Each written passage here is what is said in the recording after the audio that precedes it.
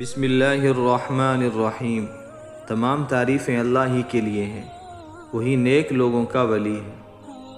میں گواہی دیتا ہوں کہ اللہ کے سوا کوئی معبود برحق نہیں، وہ یکتا ہے، اس کا کوئی شریک نہیں۔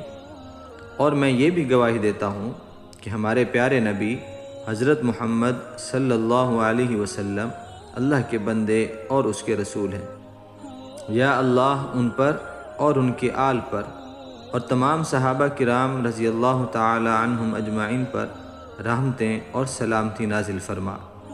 السلام علیکم میرے وظائف آفیشل کے دوستوں، بھائیوں اور بہنوں، میں دعا گو ہوں اللہ پاک آپ سب کی پریشانیوں کو، مشکلات کو اور بیماریوں کو دور فرمائے، آمین۔ پیارے بھائیوں اور پیاری بہنوں، آج کی ویڈیو میرے ان تمام بھائیوں اور بہنوں کے لیے خاص ہے جو اولاد کی تمنا رکھتے ہیں۔ پیارے دوستو، آج کے دور میں ہر شادی شدہ انسان کی خواہش ہوتی ہے کہ وہ صاحب اولاد ہو، اور جب اللہ کی طرف سے نعمت عطا کی جاتی ہے تو پھر دل بے تابی سے کہتا ہے کہ جلدی پتہ چلے کہ لڑکا ہے یا لڑکی۔ ہم آج آپ کو بتائیں گے کہ کیسے پتہ چلتا ہے کہ لڑکا ہے یا لڑکی، لیکن اس سے پہلے آپ سے ایک التماس ہے کہ ویڈیو کو مکمل دیکھیں، اسکیپ مت کریں تاکہ مکمل بات سمجھ آ سکے۔ پیارے دوستو، آج کی سائنس نے اس قدر ترقی کر لی ہے کہ زچہ کو بچے کا پہلے ہی بتا دیا جاتا ہے کہ لڑکا ہے یا لڑکی۔ پیارے بھائی اور پیاری بہنوں، آج کے معاشرے میں بہت سے ماں باپ کی یہ خواہش ہوتی ہے کہ ان کے ہاں لڑکا پیدا ہو، اور اسی وجہ سے بہت سے گھر اجڑ جاتے ہیں۔ شوہر بیوی کو طعنے دیتا ہے اور بیوی کو طلاق دی جاتی ہے کہ بیٹا پیدا کیوں نہیں ہوا۔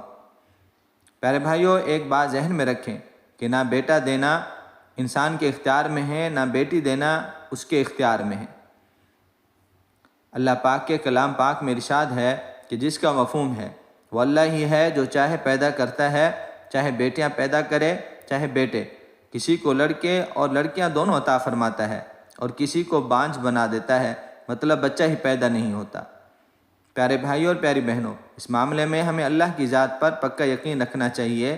ہم میں سے جو بیٹی کے پیدا ہونے پر ناخوش ہوتے ہیں وہ حضرت علی رضی اللہ تعالی عنہ کا یہ فرمان سن لیں۔ وہ فرماتے ہیں کہ ایک شخص مدینہ میں رہتا تھا اور وہ بیٹی کے پیدا ہونے پر ناخوش ہوتا۔ حضرت علی رضی اللہ تعالی عنہ کو جب اس کا پتہ چلا تو حضرت علی رضی اللہ تعالی عنہ نے اس کو بلایا اور فرمایا، اے شخص، اللہ تعالی ہر کسی کو بیٹی عطا نہیں کرتا، بلکہ اس کو عطا کرتا ہے جس کو جنت کا وارث بنانا چاہتا ہے، جس کے گناہوں کو معاف کرنا چاہتا ہے اور جس کی آخرت سنوارنا چاہتا ہے، تو اس کو بیٹی جیسی رحمت سے نوازتا ہے۔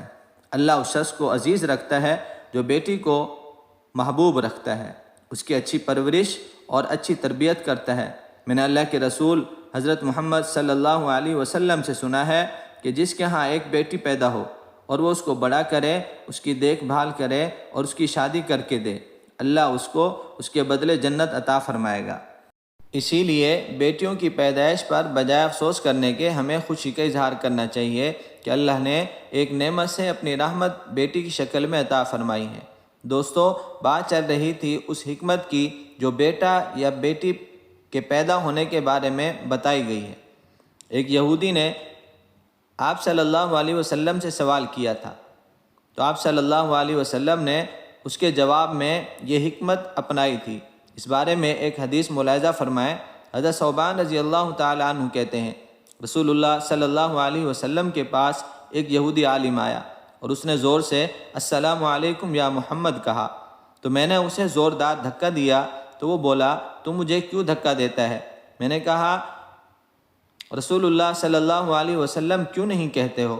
اس نے کہا، ہمیں ان کے نام سے پکارنے کا کہا گیا ہے۔ آپ صلی اللہ علیہ وسلم نے فرمایا، میرا نام میرے گھر والوں نے محمد رکھا ہے صلی اللہ علیہ وسلم۔ یہودی نے کہا، میں آپ سے کچھ پوچھنے آیا ہوں۔ آپ صلی اللہ علیہ وسلم نے فرمایا، اگر میں تمہیں کچھ بتاؤں تو کیا تمہیں اس کا فائدہ ہوگا؟ اس نے کہا، میں دونوں کانوں سے سننا چاہتا ہوں۔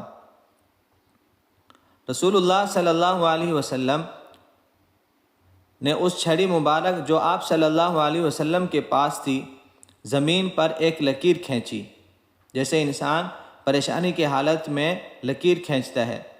پھر فرمایا، پوچھ۔ اس نے کہا، جب یہ زمین اور آسمان ایک دوسرے زمین آسمان ہوں گے تو لوگ اس وقت کہاں ہوں گے؟ آپ صلی اللہ علیہ وسلم نے فرمایا لوگ اس وقت اندھیرے میں پل صراط کے پاس کھڑے ہوں گے۔ اس نے پوچھا پھر سب سے پہلے کون لوگ اس پل صراط سے پار ہوں گے؟ آپ صلی اللہ علیہ وسلم نے فرمایا مہاجرین میں جو محتاج ہیں۔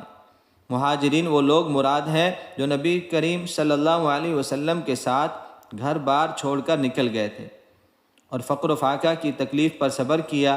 یہودی نے کہا پھر جب یہ لوگ جنت میں جائیں گے تو ان کا پہلا تحفہ ناشتہ کیا ہوگا؟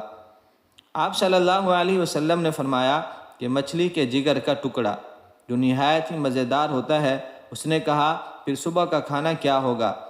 آپ صلی اللہ علیہ وسلم نے فرمایا ان کے لیے وہ بیل کاٹا جائے گا جو جنت میں چرا کرتا تھا۔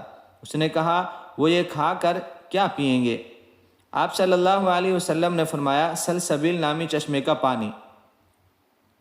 اس یہودی نے آپ صلی اللہ علیہ وسلم سے کہا سچ فرمایا، اور میں آپ سے ایک ایسی بات پوچھنے کے لیے آیا ہوں جو دنیا میں کوئی نہیں جانتا سوائے نبی کے، یا ایک دو آدمی اور جانتے ہوں۔ آپ صلی اللہ علیہ وسلم نے فرمایا اگر میں وہ بات تمہیں بتا دوں تو کیا تمہیں فائدہ ہوگا؟ اس نے کہا میں دونوں کانوں سے سننا چاہتا ہوں۔ اس نے کہا میں بچے کے بارے میں پوچھتا ہوں۔ آقا صلی اللہ علیہ وسلم نے فرمایا کہ مرد کا پانی سفید اور عورت کا پانی زرد ہوتا ہے۔ جب دونوں اکٹھے ہوتے ہیں اور مرد کی منی عورت کی منی پر غالب ہوتی ہے تو اللہ کے حکم سے بیٹا پیدا ہوتا ہے، اور جب عورت کی منی مرد کی منی پر غالب ہوتی ہے تو اللہ کے حکم سے لڑکی پیدا ہوتی ہے۔ اس یہودی نے کہا آپ نے سچ کہا اور آپ اللہ کے رسول ہیں، اور چلا گیا۔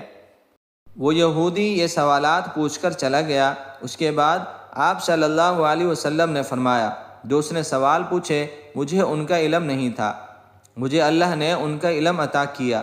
پیارے بھائیوں اور پیاری بہنوں، تو پتہ چلا کہ بیٹا یا بیٹی اللہ ہی کے اختیار میں ہے، اس کے قبض قدرت میں ہے۔ انسان کا کوئی اختیار نہیں ہے، نہ شوہر کا اختیار ہے نہ بیوی کا۔ اللہ ہمیں ان باتوں کا کامل یقین عطا فرمائے، آمین۔ اور جن کی اولادیں نہیں ہیں اللہ تعالیٰ ان کو صاحب اولاد فرمائے، اور جن کی ہیں اللہ تعالیٰ ان کو اپنا اور اپنے ماں باپ کا فرما بردار بنائے۔ یہ تھی آج کی ہماری ویڈیو، امید کرتا ہوں کہ اچھی لگی ہوگی۔